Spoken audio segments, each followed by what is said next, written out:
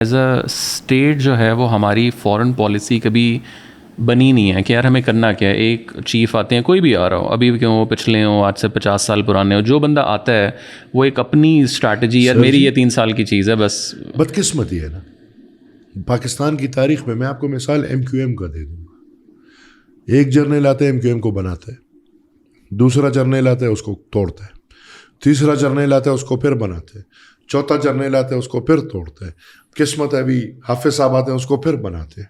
اسی طرح دہشت گرد دیکھ لیں, ایک جرنیل آتا ہے وہ بناتا ہے, دوسرا جرنیل آتا ہے اس کو توڑتا ہے, تیسرا جرنیل آتا ہے پھر بناتے ہیں, چوتھا آتا ہے پھر آپریشن کرتے ہیں, پانچواں آتا ہے کہ ریکنسیلیشن کرو, چھٹا آتا ہے کہ پھر توڑنا ہے.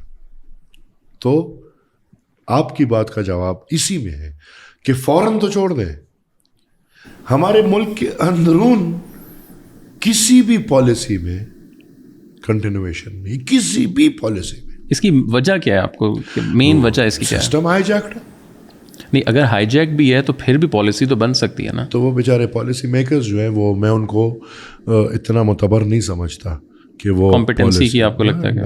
آبویسلی لوگوں کو, کیونکہ آپ کی پالیسی جہاں بننی ہے وہاں نہیں بن رہی.